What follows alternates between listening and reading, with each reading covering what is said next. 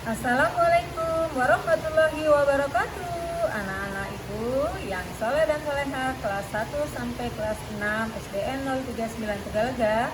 Jumpa kembali dengan ibu pada hari kedua pesantren kilat.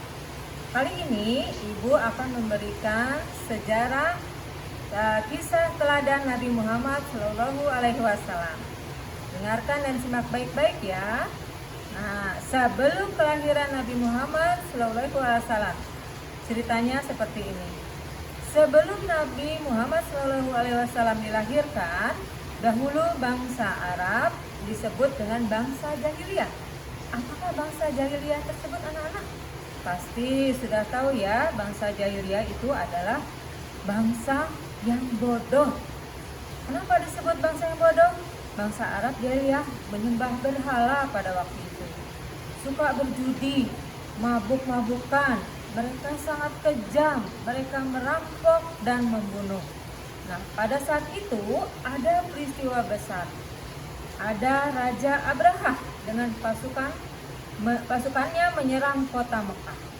Abraha ingin menghancurkan Ka'bah. Pasukan Abraha mengendarai gajah.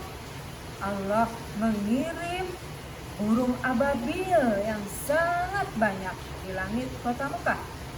Burung ababil menjatuhkan batu sehingga menghancurkan pasukan Abraha.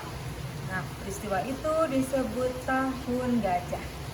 Nah, anak-anak, selanjutnya setelah kelahiran Nabi Muhammad SAW, tidak lama setelah kelahirannya, peristiwa penyerangan Ka'bah Nabi Muhammad SAW, lahirlah Nabi Muhammad pada hari Senin, tanggal 12 Rabiul Awal, tahun gajah. Pasti anak-anak sudah mengetahuinya ya.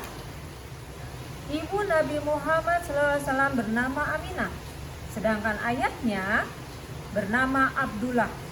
Saat Nabi Muhammad SAW masih di dalam kandungan, ayah Nabi Muhammad berdagang ke negeri Syam. Dalam perjalanan pulang dari negeri Syam, ayah Nabi Muhammad sakit.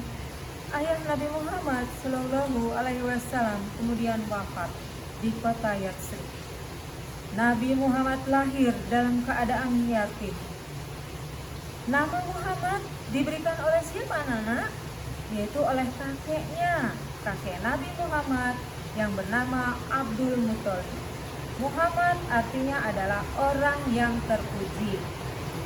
Nah, pada masa kecil Nabi Muhammad SAW, Nabi Muhammad disusui oleh Halimah As-Sa'diyah. Nabi Muhammad SAW disusui oleh Halimah sampai usia 2 tahun. Nabi Muhammad diasuh Halimah selama 4 tahun. Setelah berusia 4 tahun, Nabi Muhammad diserahkan kepada ibu Nabi Muhammad.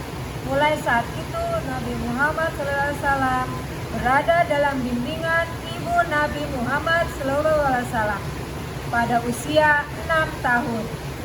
Nabi Muhammad diajak ibunya ziarah ke makam ayah Nabi Muhammad di kota Yatsrib.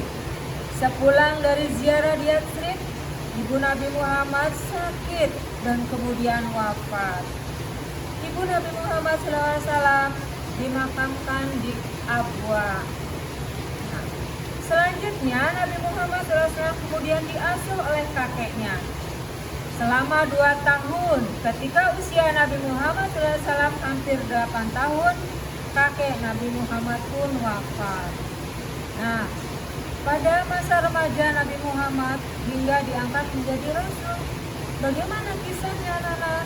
Nah, selanjutnya setelah kakek Nabi Muhammad wafat, Nabi Muhammad disuruh oleh paman Nabi Muhammad yang bernama Abu Thalib. Pasti kalian sudah tahu ya.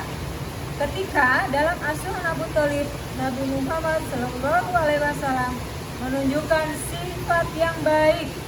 Nabi Muhammad rajin membantu Abu Thalib menggembala kambing. Nabi Muhammad SAW juga ikut Abu Thalib berdagang ke negeri Syam. Saat itu Nabi Muhammad berusia 12 tahun. Ketika di Basra, Nabi Muhammad SAW dan Abu Thalib bertemu pendeta Bukhairah. Bukhairah adalah pendeta yang beragama Nasrani. Bukhairah berpesan kepada Abu Thalib agar menjaga Nabi Muhammad SAW. Menurut Bukhairah, dalam diri Nabi Muhammad ada tanda kenabian. Abu Thalib akhirnya menjaga nama Nabi Muhammad SAW dengan hati-hati. Abu Thalib menjaga Nabi Muhammad hingga dewasa. Abu Thalib sangat menyayangi Nabi Muhammad SAW, melebihi sayang Abu Thalib pada anak-anak Abu Thalib. Hingga akhirnya Nabi Muhammad SAW diangkat menjadi Rasul Allah. Nabi Muhammad SAW diangkat menjadi Rasul pada usia 40 tahun. Nah, demikianlah ceritanya anak-anak, kisah Nabi Muhammad, Rasul dan Nabi yang terakhir kita. Mudah-mudahan bermanfaat bagi kita semua dan bagi kalian. Terima kasih atas perhatiannya. Wassalamualaikum warahmatullahi wabarakatuh.